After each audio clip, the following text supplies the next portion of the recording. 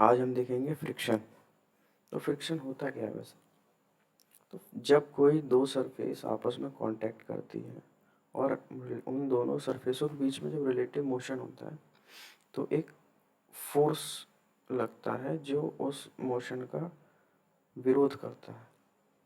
उस फोर्स को कहते हैं फ्रिक्शन फोर्स, जो कि यहाँ पे एफ लग रहा है और यहाँ पे हम पी फोर्स लगा रहे हैं जिससे कि ये बॉडी हमारी मूव हो।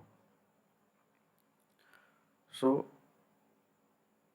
कोफिशिएंट ऑफ फ्रिक्शन के लिए हमने ये चीज़ें लिख रखी हैं। तो यहाँ पे एफ एस जो होता है, जो हमारा विरोध कर रहा है, वो जो होता है वो प्रोपोर्शनल होता है रिएक्शन के, और रिएक्शन बराबर होता है एम जी, जो कि ग्रेविटेशनल फोर्स है। अब ये साइन हटेगा तो यहाँ पे इक्वल टू आ जाएगा, और साइन हटेगा तो यहाँ पे एक कोफिशिएंट आ जाता है। तो इसी कोफिशिएंट को कहते हैं कोफिशिएंट ऑफ फ्रिक्शन। इसे हम म्यू से डिनोट करते हैं, और म्यू इज इक्वल टू होता है एफ एस अपॉन रिएक्शन। सो हम डिस्कस करेंगे टाइप ऑफ फ्रिक्शन। तो फर्स्ट टाइप है स्टैटिक फ्रिक्शन। स्टैटिक फ्रिक्शन में क्या होता है कि जो एफ होता है, जो फोर्स होता है, एफ कह लो या पी कह लो, जो फोर्स होता है वो बहुत कम होता है, या लिमिटिंग, या उस लिमिट से कम होता है जिस लिमिट के ऊपर अगर हम फोर्स लगाएं तो ये बॉडी मूव करने लगेगी। अगर उस लिमिट से नीचे है और बॉडी स्थिर है, हम फोर्स लगा रहे हैं और बॉडी यहाँ स्थिर है, तो बॉडी जब स्थिर रहेगी तो इसे कहेंगे स्टैटिक फ्रिक्शन। स्टैटिक का मतलब ही स्थिर होता है। इसका मतलब ये है कि ये बहुत कम फोर्स है जिसकी वजह से ये आगे नहीं बढ़ पा रहा है। सो सेकेंड वन पे आएंगे। सेकेंड है kinetic friction. So kinetic friction में फोर्स हम लगाएंगे और ये फोर्स लिमिटिंग फोर्स से ऊपर होगा। तो लिमिटिंग फोर्स से ऊपर होने के कारण ये जो है बॉडी हमारी मूव करने लगेगी, और ये एफ एस जो है ये फिर रिड्यूस होने लगेगा।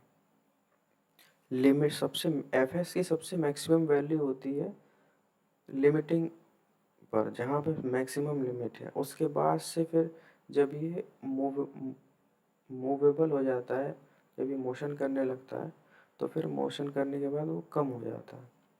थर्ड वन देखते हैं। थर्ड वन है लिमिटिंग फ्रिक्शन।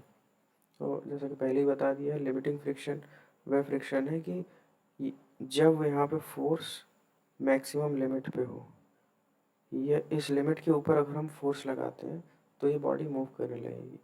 तो जब यह फोर्स वह फोर्स हो जिसके ऊपर हम अगर फोर्स बढ़ा दें तो बॉडी मूव करने लगेगी, तो इसे लिमिटिंग फ्रिक्शन कहते हैं। यहाँ पे भी ऊपर रिएक्शन, नीचे ग्रेविटेशनल फोर्स। सो नेक्स्ट है angle of friction. So angle of friction को थीटा से डिनोट करते हैं, और ये जो एंगल होता है ये रिएक्शन और फ्रिक्शन फोर्स के रिजल्टेंट के बीच का एंगल होता है। तो इसको हमने कुछ यहाँ पे ड्रॉ किया है। यहाँ पे हम एफ एस की लाइन को हम ऊपर लेके गए हैं जिससे हमारा एक ट्राइंगल बन रहा है।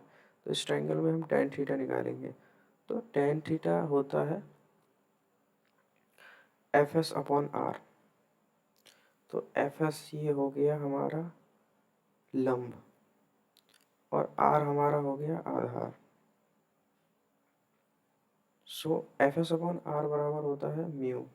सो म्यू बराबर टेन थीटा। तो ये म्यू बराबर टेन थीटा, यहाँ पे कोफिशिएंट जो होता है फ्रिक्शन का वो आ गया, और म्यू बराबर टेन थीटा यहाँ से एंगल ऑफ फ्रिक्शन आ रहा है। यहाँ एंगल निकालना हो तो थीटा बराबर टेन इनवर्स म्यू कर दिया जाएगा।